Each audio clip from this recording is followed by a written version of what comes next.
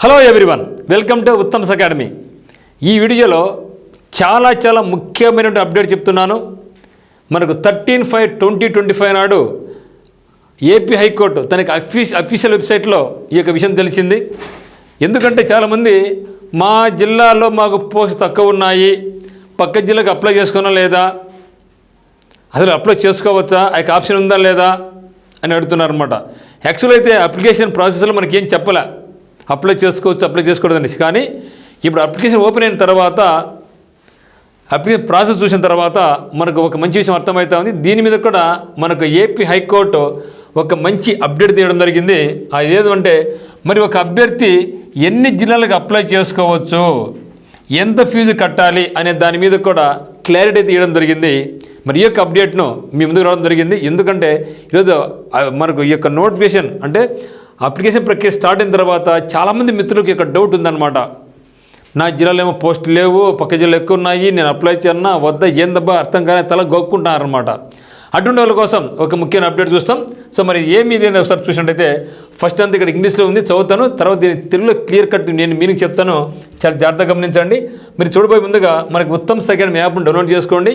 మీకు మనకు కోర్స్ అత్యద్భుతంగా లేటెస్ట్ ప్యాటర్న్లో ఎక్కువ లేకోకుండా మీకు ఏది అవసరమో సిలబస్ ఏమైతే ఉందో దాని ప్రకారమే మనం తయారు చేయడం జరుగుతూ ఉంది.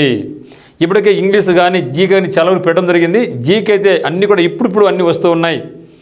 అందులో సార్ మీ దాంట్లో యాప్లో చాలా లేవు, మిగతా అందరూ పెట్టారంటే ఎస్, మిగతా అందరూ పెట్టారు.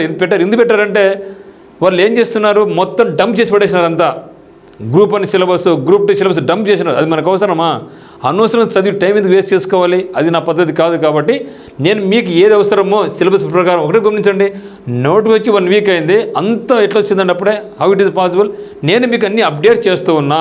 ఒక కరెంట్ అఫైర్స్ కావచ్చు, జిల్లాల యొక్క సమాచారం కావచ్చు, ఇవన్నీ కూడా మీకు అప్డేట్ ఎన్ని రోజుల వరకు, ఎగ్జామినేషన్ వరకు మీకు అన్ని అప్డేట్, ఏమైనా మార్పులు చేర్పులు ఉంటే అన్నీ కూడా మీకు అందిస్తా. కాబట్టి ఖచ్చితంగా మన యొక్క ఉత్తమ్స్ అకాడమీ యాప్ను ఆఫ్లైన్లో coaching turning point, online coaching Uttam's academy. మరి మీకు ఆన్లైన్ అయినా సరే ఆఫ్లైన్ అయినా సరే మీకు రెండు కూడా అందుబాటులో ఉన్నాయన్నమాట. ప్రతిదీ దేనికి అదే ఉందన్నమాట. మీకు ఏ డౌట్స్ ఉన్నా కూడా మన యొక్క నెంబర్స్ అయితే మాత్రం మీరు కాల్ చేయండి. మరి ఒకసారి చూస్తే ఇక్కడ వచ్చినటువంటి పాయింట్ నెంబర్ 9లో ఇది క్లియర్ కట్ చెప్పడం జరిగింది. ఏం చెప్తున్నారంటే candidate has to submit a separate application for each post and also pay separate fee for each application. ఏం చెప్తున్నాడు ఇక్కడ, అన్నీ కూడా పోస్ట్ చాలా అన్నీ ఉన్నాయి కదా, ఈ పోస్టులకు అన్నీ కూడా ఈ పోస్ట్ అన్నీ కూడా మీరు ఎన్ని పోస్ట్ అయితే అప్లై చేస్తారో ఆ పోస్ట్ అన్నింటికీ కూడా మీరు సపరేట్ ఫీజు కట్టుకోవాలంట. చూడు ఎంత దారుణం. ఒక 10 పోస్టులు అప్లై చేస్తే 10 పోస్టులు ఇంటూ 800 ఎంత అండి, 8,000 రూపాయలు అయిపోయా. మరీ దారుణం కదండి. అదే ఎస్ఎస్సి అయితేనేమి, రైల్వే బ్యాంక్స్ ఈ విధంగా ఉండదు. అన్ని ఐబీపీఎస్లో దాదాపు ఎన్ని బ్యాంక్స్ వస్తాయి, అన్ని బ్యాంకులు వచ్చాయి, కానీ ఫీజు మాత్రం కట్టేది ఒకటే. పిఓ అప్లై చేస్తాం, దేశవ్యాప్తంగా ఎన్ని రాష్ట్రంలో అప్లై పోవచ్చు, కానీ ఒకే ఫీజు కడతాం. కానీ వీళ్ళు మాత్రం ఒక్కొక్క పోస్ట్ ఒక ఫీజు అని అడుగుతున్నారనమాట. ఇది కొంచెం మాత్రం అభ్యర్థి కొంచెం ఇబ్బంది కలిగించేటటువంటిదే. ఇక్కడ candidate has to submit A separate application for each post and also pay separate fee for each application. ప్రతిదానికి కూడా మీరు ఫీ సపరేట్ కట్టుకోవాల్సిందే. ఎన్ని పోస్టులు అయితే అప్లై చేస్తారో అన్నిటి కూడా వేరు కట్టుకోవాల్సిందే చెబుతూ, the candidate while applying for each post can indicate 1 or more districts in which he or she seeks an appointment for that post. ఒక అభ్యర్థి ఒక జిల్లాని కోరుకోవచ్చు, లేదా పక్కన 2 జిల్లాలు 2వ జిల్లా కోరుకోవచ్చు, 3 జిల్లాని సరే కోరుకోవచ్చు. ఓకే, ఏం చెప్తున్నాడు, మీ సొంత జిల్లాని కోరుకోండి, పక్క జిల్లాని కోరుకోండి, ఇంకొక జిల్లాని కోరుకోండి, మీ ఇష్టం. 1 or more, ఒక జిల్లా లేదా అంతకంటే ఎక్కువ జిల్లాలు కూడా మీరు కోరుకోవచ్చు. కానీ మీరు అదర్ జిల్లా కోరుకున్నప్పుడు మీకు నాన్ లోకల్ కింద వస్తారు. అయినా కూడా మీరు ఫీజు మళ్ళీ వేరు కట్టుకోవాల్సిందే. చూసారా లాజిక్? మీరు ఆ జిల్లా కాకోకుండా మిగతా జిల్లా కోరుకోవచ్చు. ఎప్పుడప్పుడు మీకు రిజర్వేషన్ వర్తించదు. మీరు నాన్ లోకల్లో మీరు పోటీ పడాలా. మరియు మీరు ఆ యొక్క జిల్లాలో ఎన్నైతే పోస్టులు అయితే అప్లై చేసుకుంటారో అన్ని పోస్టులకు మళ్ళీ మీరు వేరు ఫీజు కట్టుకోవాలా. కాకపోతే ఆ యొక్క విషయాన్ని మీరు అప్లికేషన్లో పొందుపరచాలా. ఎందుకంటే ఎగ్జామ్ మీరేమో వైజాగ్ అప్లై చేసి ఉంటారు, మీ సొంత జిల్లా వైజాగ్, అక్కడ పోస్టులు ఏమనేసి మీరు కడపకు వచ్చేసి ఉంటారు, కడపలో అప్లై చేసుకోవచ్చు, లేదా చిత్తూరు అప్లై చేసుకోవచ్చు.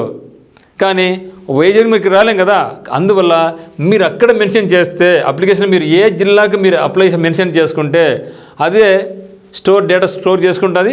రిజల్ట్ ఇచ్చినప్పుడు ఈ జిల్లాలో ఇతను అప్లై చేశాడు, ఈ జిల్లా ఇతను అప్లై చేశాడు అన్నీ సార్ట్అవుట్ చేసుకొని మెరిట్ లిస్ట్లో మీరు నిలబడితే మీకు జాబ్ ఇస్తుంది. కాబట్టి మనం వర్రీ కావాల్సిన అవసరమే లేదు.